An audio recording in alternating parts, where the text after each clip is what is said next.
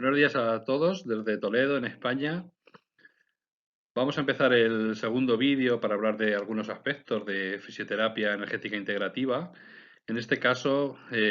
quiero abordar algunos aspectos básicos y sin que sea un vídeo, no quiero que sea un vídeo largo, sobre salud y enfermedad, factores que la condicionan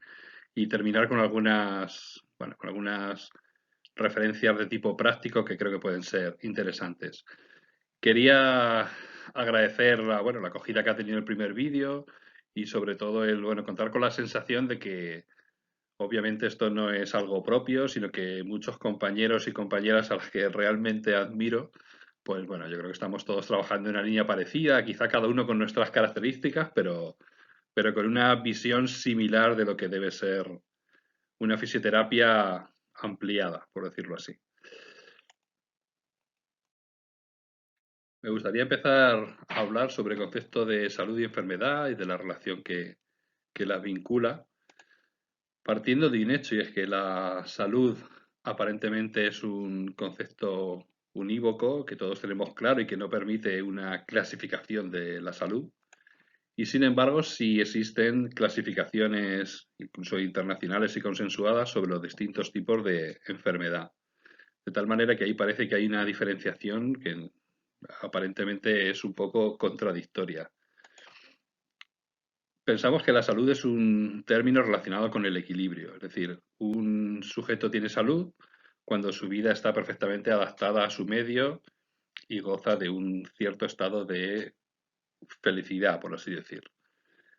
Eso incluso aunque tenga enfermedades diagnosticadas y viceversa. Si un sujeto está en desequilibrio con su entorno y con su vida, por más que no haya ninguna enfermedad diagnosticada, podemos considerar que está enfermo. Y ese es un primer concepto que nos parece importante. Alguien que tenga una diabetes diagnosticada, pero que esté perfectamente integrada en su vida y que no le suponga ningún desequilibrio, podríamos decir que es alguien que tiene salud. Y por el contrario, alguien que vive en una depresión profunda, aunque no esté diagnosticada y vive en desequilibrio absoluto e infeliz, consideraríamos que esté enfermo, esté o no diagnosticado. Es decir, que la salud y la enfermedad, la primera cuestión importante es que no depende de un diagnóstico, sino depende más de la experiencia subjetiva que tenga la persona. Me gustaría comentar con vosotros un estudio de Marc Lalonde de 1974. Fue un especialista que trabajó para la Organización Mundial de la Salud y él investigó sobre cuáles eran los factores que tenían incidencia en los determinantes de salud. Y llegó a la conclusión, tras un estudio muy profundo, de que el estilo de vida era con diferencia, con un 43% estimado, el factor más importante que incidía en los determinantes de salud. En segundo lugar, con un 27, era la herencia genética, las condiciones, digamos, innatas del individuo. El entorno, es decir, la sociedad, la salubridad pública, etcétera, los factores sociales, laborales, influían en un 19% en la salud. Y por último, el sistema sanitario influía en un 11% en el estado de salud de la población. Lo que luego sabemos es que el 91% de los recursos económicos destinados a la salud de la población están invertidos en el sistema sanitario. Por lo tanto, ya el punto de partida es nefasto. Si todos los recursos económicos los invertimos, o todos, o un 90%, lo invertimos en la parte que menos incidencia tiene sobre la salud, pues quiere decir que vamos muy mal encaminados. Si realmente fuéramos coherentes, tendríamos que invertir muchísimos más recursos en promoción de estilo de vida que lo que hacemos actualmente. En ese sentido, la promoción de hábitos saludables está contemplada, al menos en teoría, por medio de la atención primaria. Y es ahí donde se deberían invertir unos recursos muchísimo más importantes de los que se invierten actualmente. Por otra parte, eso requeriría simultáneamente que la investigación se basara muchísimo más en los factores que condicionan la salud de la población sana que actualmente, donde la investigación va dirigida en un porcentaje que no sé exactamente cuál será, pero desde luego amplísimo, sobre el tratamiento y la las características de las distintas patologías. Entonces, si investigamos únicamente cómo tratar las enfermedades y no cómo prevenirlas, pues es lógico que todo el sistema sanitario vaya basado en esperar a que el individuo enferme y no intentar favorecer que esa situación no se produzca. En ese sentido, los antiguos chinos decían que esperar a que el individuo enferme es como esperar a tener sed y en ese momento ponerte a cavar un pozo. Pues algo parecido parece que es lo que hacemos nosotros en Occidente con los conceptos de salud y enfermedad. En primer lugar, sería importante plantearse, dentro de ese 43%, cuáles son los pilares en los cuales se va a sentar, qué podemos favorecer en el paciente de cara a que tenga la mejor salud posible de esos, relacionada con esos hábitos de vida. El primero es muy claro y son los hábitos nutricionales, algo que ya el otro día indicamos, relacionado con el movimiento tierra de la medicina tradicional china. La nutrición es uno de los hábitos más importantes que van a favorecer o a perjudicar la salud de la gente, como bien sabemos. En segundo lugar, un pilar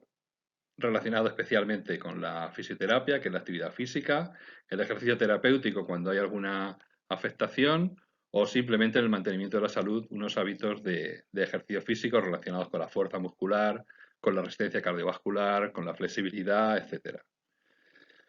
Un tercer hábito fundamental es la relación entre el descanso y el trabajo. Cuando ese periodo de descanso tan necesario en el día a día no se produce de la manera adecuada, eso va a repercutir obviamente en la salud de la gente. Por lo tanto, algo de lo que también tenemos que indagar es cómo descansa el sujeto al que estamos atendiendo. En cuarto lugar, podemos hablar de la luz solar, que parece un factor, bueno, quizá que no tenemos muy presente, pero justamente ahora yo creo que con el tema de la pandemia y los confinamientos, yo creo que es algo que ha afectado bastante a una buena masa de población, en especial a los mayores, el hecho de no estar sometidos a una acción lumínica directa del sol. No se trata tanto de tomar el sol como de la acción de la luz solar, y es uno de los pilares que son fundamentales en el mantenimiento de la salud. Pero bueno, un poco relacionado con lo que decíamos antes, como nadie se favorece económicamente de la radiación solar, pues bueno, tampoco hay mucha investigación sobre esto, pero bueno, hay bastantes indicios sobre, más allá de la vitamina D, sobre la influencia positiva de que cada día como hábito pasar tiempo al sol o recibiendo luz directa. En quinto lugar, otro, no sé si llamarlo hábito, pero otro aspecto fundamental en el mantenimiento de la salud es el contacto humano, el contacto familiar, el contacto con amigos, etcétera, algo fundamental para mantener unos índices de salud eh, deseables. Y el último factor importante también es la actitud vital, es decir, la psicología del individuo, el hecho de que la persona sea positiva y afronte su vida de manera positiva, pues entendemos que es también un elemento fundamental. En ese sentido, si consideramos estos pilares como los básicos para el mantenimiento de la salud, sería fundamental destinar recursos económicos y recursos de salud para favorecer estos hábitos, de tal manera que la presencia, como hemos dicho, de fisioterapeutas, la presencia de nutricionistas, la presencia de psicólogos, sería fundamental un acceso sencillo y directo, o podría mediar a través de la medicina de familia, el acceso de la población a este tipo de profesionales que hoy en día pues prácticamente está muy dificultada cuando en muchos casos es simplemente imposible. Entonces, si realmente queremos apostar por una prevención de salud, pues estos profesionales deberían estar mucho más integrados en el sistema de salud de lo que lo están ahora. Una vez analizados estos factores, podemos determinar qué indicativos nos van a servir de referencia para saber el estado de salud de la persona. En sentido positivo, una persona que tiene una gran capacidad de adaptación a nuevas situaciones, podemos considerar que es una persona que tiene salud. Otro factor podría ser justamente lo que decíamos recientemente, la actitud positiva, la aceptación de la realidad como factor importante y que nos indica un estado de salud favorable. El hecho de que la persona mantenga relaciones sociales y familiares estables, diría que también laborales estables en la medida de lo posible, es otro factor importante. Indicativo de salud es cuando la persona cuida realmente su cuerpo, en tanto relacionado con la nutrición, con la actividad física. La práctica de actividades placenteras, es decir, el que la gente dedique un tiempo específico y periódico, constante, a actividades de ocio y actividades de esparcimiento, es algo fundamental en la salud y que indica salud de la gente. Una actitud vital despreocupada y una actitud en que todos los días la persona ría por distintos motivos es también fundamental y es indicativa de ese estado de salud. Y por último, la capacidad y el gusto también por estar en soledad. Es decir, no es contradictorio el hecho de que las personas con salud tengan unas buenas relaciones sociales con que tengan una capacidad y un gusto y un tiempo cada día también para estar en soledad y permitirse reflexionar o simplemente pasar tiempo con uno mismo. Del mismo modo que existen estos factores que nos permiten prever en nuestros pacientes su estado de salud, positivos, digamos, existen también otro tipo de factores que son disfuncionales y que su presencia lo que nos va a indicar son alteraciones de la salud en tres ámbitos diferentes. En primer lugar, en el ámbito fisiológico, en el ámbito corporal, hábitos como el sedentarismo, una nutrición incorrecta, personas que tienen falta de conciencia corporal y de contacto consigo mismo, con su cuerpo,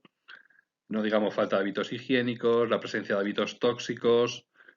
la ingesta farmacológica inadecuada, que ahora es tan frecuente y en concreto en España es un país con una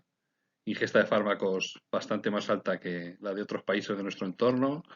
o, por supuesto, algo que no podemos evitar como enfermedades genéticas o congénitas. Todos ellos van a ser factores disfuncionales de salud relacionados, digamos, con el aspecto corporal.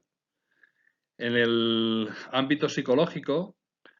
eh, la presencia de ansiedad, de actitud vital negativa, falta de autoestima,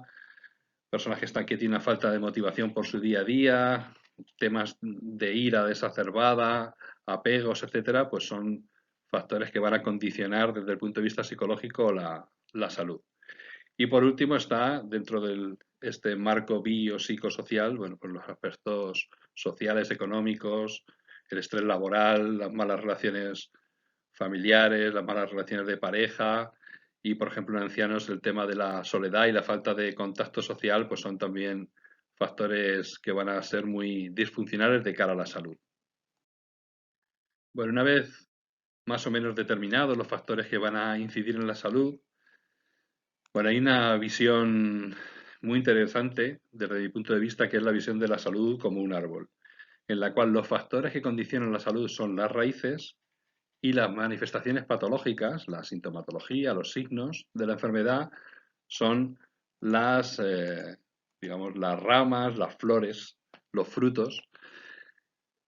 Eso que lo que nos permite es visualizar que, del mismo modo que un árbol, el cuidado de un árbol pasa por el cuidado de la raíz y el saber si un árbol está sano o no, fundamentalmente tiene que ver con su raíz. Si nos dedicamos únicamente a tratar la sintomatología y a intentar mejorar el estado de las hojas y de los frutos, o incluso del tronco, pues realmente no vamos a cuidar de la planta de la manera debida. Eso tiene un paralelismo con el tratamiento de las enfermedades en el sistema sanitario con el que estamos familiarizados, y es que muchas veces es un tratamiento sintomatológico. Nos limitamos, o muchas veces el sistema se limita a eliminar los síntomas sin nunca preguntarse sobre esos hábitos de los que hemos estado hablando, cuáles son los que condicionan realmente esas manifestaciones patológicas.